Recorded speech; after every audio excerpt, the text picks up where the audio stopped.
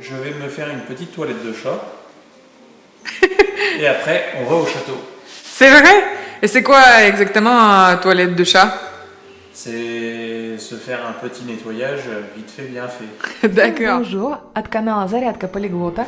Сегодня у нас необычное аудирование. Мы разбираемся в интимных подробностях французского языка. Как туда попали такие нужные и важные слова, которые перекочевали потом и в другие языки мира, касающиеся личной гигиены человека. В общем, как французов удалось наконец уговорить помыться, что их привлекло.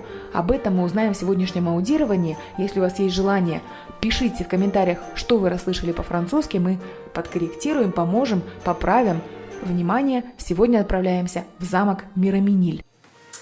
Alors concernant l'hygiène corporelle, c'est un petit peu compliqué avant le XVIIIe siècle puisqu'on pense que l'eau apporte des maladies. Alors c'est pas totalement faux parfois, mais du coup on va essayer de pas trop rentrer en contact avec elle. Alors on prend quand même des bains, attention, on n'est pas complètement cochon, hein, mais on va pas prendre des bains tous les jours. Donc entre les bains, on utilise le principe de toilette sèche, c'est-à-dire que vous vous frottez avec des tissus qui sont secs. Donc ça vous lave pas très bien, donc effectivement vous n'êtes pas extrêmement propre. Donc pour camoufler les odeurs par exemple, vous parfumez énormément, vous vous poudrez beaucoup. Sauf que les poudres sont à base de plomb la plupart du temps, donc ça vous crée des gros problèmes de peau. Les rouges à lèvres par exemple à base de plomb vous déchaussent les dents, vous creusent les gencives, c'est une véritable catastrophe. Vous manquez d'hygiène, vous n'en sentez pas très bon, bah, c'est un petit peu problématique, il y a des problèmes de santé. Donc au XVIIIe siècle, on renoue vraiment avec l'eau dans la toilette quotidienne. Donc dans les chambres à coucher apparaissent des petits meubles comme ceci. Ce sont des tables très simples avec des objets pour l'hygiène posés dessus. Pour donner envie aux gens de se laver et de s'atteler à cette petite table, on va mettre un linge dessus. C'est ce linge-là qui est bien blanc, qui est lavé quotidiennement et même parfumé. C'est une petite toile, du coup ça s'appelle une toilette. Ce qui fait que le meuble prendra le nom de table de toilette grâce à ce linge. Et tout ce qui va toucher à l'hygiène ensuite prendra le nom de toilette grâce à ce petit linge qui est posé dessus.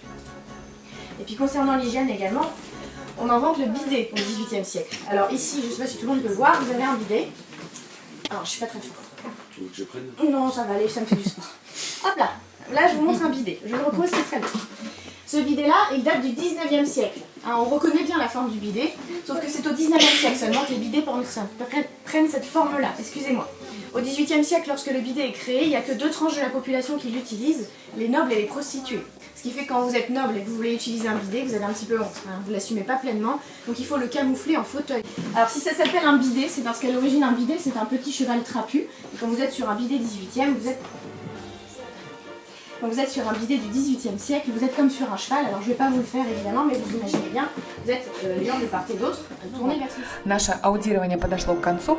Если вы хотите больше репортажей из замка, ставьте лайки, оставляйте комментарии. Если вам показалось сложным наше аудирование, то у нас есть курс для новичков «Метр французского», в который входят основные фразы с ключевыми глаголами на французском языке.